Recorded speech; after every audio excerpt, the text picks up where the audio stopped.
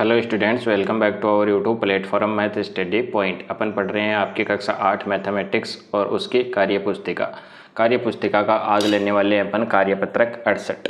तो देखो, कार्यपत्रक 68 को अपन फाइंड आउट करेंगे। इसमें अपन से क्या पूछा है, अगर इस कार्यपत्रक की बात की जाए तो ये क्या है, एक मध्यम प्रकार का कार्यपत्रक है।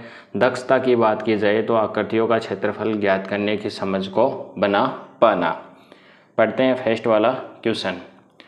कक्षा में शिक्षक ने विद्यार्थियों को एक गतिविधि करने को दी। विद्यार्थियों को 10 सेंटीमीटर लंबे व 8 सेंटीमीटर चौड़े गत्ते में से 6 सेंटीमीटर लंबा व 4 सेंटीमीटर चौड़ा एक टुकड़ा काटने को कहा। यानी कि एक क्या है आपके पास, 10 सेंटीमीटर लंबा और 8 सेंटीमीटर चौड़ा क्या है आपके पास, एक गत्ता है। उसमें से टीचर ने स्टूडेंट्स को ये कहा कि आप इसमें से 6 सेंटीमीटर लंबा और 4 सेंटीमीटर चौड़ा एक टुकड़ा काटो। तो कौन कौन है, रमेश, नाजिया, टीना व अब्राहम ने नीचे दिखाए अनुसार अलग अलग तरीके से काटा। प्रत्येक गत्ते के शेष भाग का क्षेत्रफल ज्ञात कीजिए। देखो, 10 सेंटीमीटर लंबा है तो इसमें 1 सेंटीमीटर बराबर 1 खाना है। 1 2 3 4 5 6 7 8 9 10। इधर से कितने हो गए, 10 हो गए। इधर से 8 होगा, 1 2 3 4 5 6 7 8। यानी कि ये कितना है, 10/8 का एक क्या है, टुकड़ा है। काटना कितना है, 6/4 का। तो देखो 1 2 3 4, 4 हो गया। 1 2 3 4 5 6, 6/4 का इसने टुकड़ा काटा है। अब ध्यान से सुनना आपने, गत्ते का क्षेत्रफल, तो गत्ते का टोटल क्षेत्रफल हो गया 10 × 8 यानी कि 80 सेंटीमीटर स्क्वायर। ठीक है, टोटल काटे गए भाग का क्षेत्रफल, तो इसने 6/4 का टुकड़ा काटा है तो 6 चौका 24 सेमी आ जाएगा। कितना आ जाएगा, 6 चौका 24। शेष भाग का क्षेत्रफल, अब देखो शेष भाग कितना बच गया, 80 में से 24 चला जाएगा। कितना चला जाएगा, 80 में से 24, तो कितना बचेगा। तो देखो 10 में से 4 जाएंगे तो 6 बचेगा और यहाँ पे कितना हो जाएगा, 3, तो 56 सेमी। शेष भाग कितना बचेगा, 56 सेमी। इसी प्रकार से इसमें देखते हैं 1 2 3 4 5 6 7 8 9 10। 1 2 3 4 5 6 7 8, ये भी 10/8 का है। इसमें भी क्या कर रखा है उसने कि देखो, इसको एक प्रकार से और भी ज्ञात कर सकते हो। ये टुकड़ा उसने काट लिया 24 सेंटीमीटर का। अब बाकी का जो शेष बचा है तो अपन ने तो 80 में से 24 घटा के 56 लिख दिया। अगर वैसे इसको ज्ञात करना चाहें तो वैसे भी ज्ञात कर सकते हैं। ये कितना है, 8, और ये कितना है यहाँ तक, 3, तो 8 × 24, 24 24 48। फिर 48 के बाद में ये कितना बच गया, 49 50 51 52 53 54 55 56। इस प्रकार से 56 सेंटीमीटर आ जाएगा। तो सबका एक ही रिजल्ट आ जाएगा। गत्ते का क्षेत्रफल 80 सेमी आएगा क्योंकि अपन ने देखा है। काटे भाग का क्षेत्रफल, तो इसने 4/6 का टुकड़ा काटा है तो 24 सेंटीमीटर। सबका सेम ही आएगा इसका रिजल्ट। शेष भाग का क्षेत्रफल, तो 80 में से 24 जाएगा तो कितना बचेगा, 56 सेंटीमीटर स्क्वायर। ठीक है, क्योंकि स्क्वायर में इसको इसलिए ले रहे हैं क्योंकि क्षेत्रफल होता है वो उसकी इकाई होती है वर्ग सेंटीमीटर बोल सकते हो या फिर सेंटीमीटर स्क्वायर बोल सकते हो। इस प्रकार से अपन ने रमेश और नाजिया का रिजल्ट निकाल लिया। अब निकालते हैं अपन टीना और इब्राहिम का। देखो टीना ने क्या किया है, इसने भी इसका टुकड़ा काटा है। 1 2 3 4 5 6, 6 सेंटीमीटर लंबा है और 4 सेंटीमीटर चौड़ा है। तो गत्ते का क्षेत्रफल 80 सेंटीमीटर स्क्वायर, ये अपन को पहले से फाइंड आउट किया है। काटे गए भाग का क्षेत्रफल 24 सेमी स्क्वायर। ठीक है, शेष क्या बचेगा, 56 सेमी स्क्वायर। ठीक है, बस इन बच्चों ने क्या किया है, एक हिसाब से नहीं काटा है। इसने बीच में से काट लिया, इसको कोने में से काट लिया, इसने फिर बीच में से काट लिया, इसको कोने से काट लिया।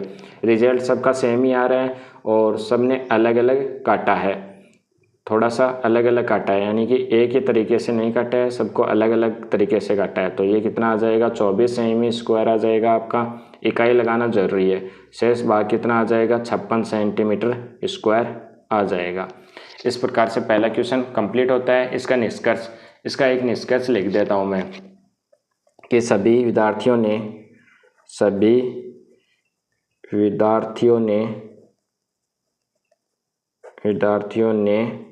24 सेंटीमीटर स्क्वायर का एक आयताकार टुकड़ा काटा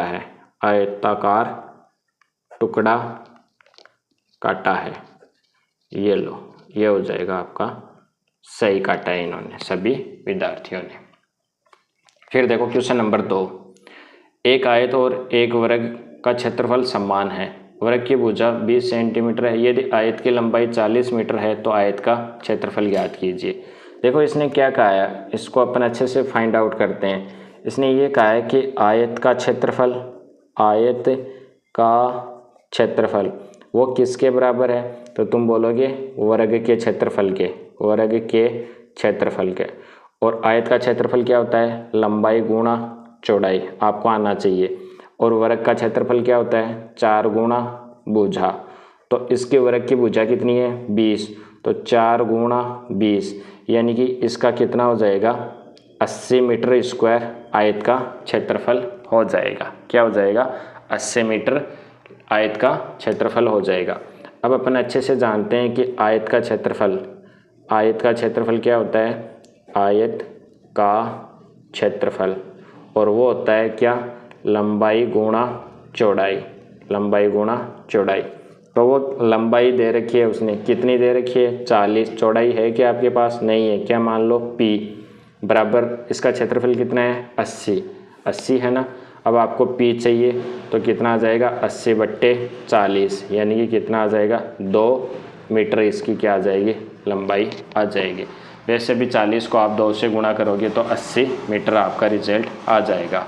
इस प्रकार से आपका क्वेश्चन नंबर 2 भी सॉल्व आउट होता है। एक बार दोबारा मैं रिपीट कर देता हूँ आपके लिए। इसने कहा है कि एक आयत और एक वर्ग का क्षेत्रफल समान है और वर्ग की भुजा कितनी है, 20 मीटर है। यदि आयत की लंबाई 40 मीटर है तो आयत की चौड़ाई क्या होगी, तो आयत का जो क्षेत्रफल है वो वर्ग के क्षेत्रफल के बराबर है। यानी कि आयत का क्षेत्रफल होता है लंबाई गुणा चौड़ाई बराबर वर्ग का क्षेत्रफल होता है 4 गुणा भुजा। इसमें से एक भुजा है 20 सेंटीमीटर, तो टोटल ऑफ रिजल्ट दोनों का क्या आएगा, सेम ही आएगा, क्योंकि ये भी 80 मीटर होगा, 80 मीटर स्क्वायर होगा, और वर्ग का क्षेत्रफल भी 80 मीटर स्क्वायर ही होगा। अब अपन को पता है कि आयत का क्षेत्रफल कितना होता है, लंबाई गुणा चौड़ाई। उसमें से लंबाई अपने पास है 40 और चौड़ाई अपने पास नहीं है, वो कितनी है, अपन ने मान ली p मीटर है। और टोटल ऑफ रिजल्ट कितना है, 80 मीटर स्क्वायर है। कितना है, 80 मीटर स्क्वायर है। तो p जो चौड़ाई है वो निकालनी थी, तो ये 80 है, ये इधर आएगा तो इसके बट्टे में आ जाएगा, तो 2 मीटर क्या आ जाएगी, उसकी क्या आ जाएगी, चौड़ाई आ जाएगी। तो अपन एंड में लिख देंगे कि आयत की चौड़ाई कितनी है, 2 मीटर है, और अपन ने इसको ज्ञात भी कर लिया है। अब पढ़ते हैं आपका क्वेश्चन नंबर 3।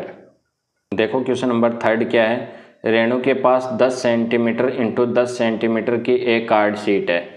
यानी कि उसके पास क्या है, 10 गुणा 10 का एक टुकड़ा है, सेमी है, तो ये हो गया 100 सेंटीमीटर स्क्वायर का टोटल क्षेत्रफल हो गया उसका। इस शीट से चित्र बनाने के लिए वह 5 गुणा 5 सेंटीमीटर की एक शीट काटना चाहती है। तो बताइए शीट काटने के बाद बची हुई डार्क शीट का क्षेत्रफल। अब देखो टोटल रिजल्ट आ गया अपने पास 100 सेंटीमीटर। इसमें से इसको एक चित्र बनाना है और उसको 5x5 का टुकड़ा काटती है ये, यानी कि 25 सेंटीमीटर स्क्वायर का एक क्या काटती है, ये टुकड़ा काटती है। टोटल कार्ड शीट कितने की थी, 100 सेंटीमीटर की, उसमें 25 इसने काट ली, तो कितनी बचा है हिस्सा, 75 सेंटीमीटर स्क्वायर इसके पास शेष कार्ड शीट का क्षेत्रफल शेष बचेगा। आई थिंक आपको अच्छे से समझ में आ गया होगा। एक बार मैं दोबारा रिपीट कर देता हूँ।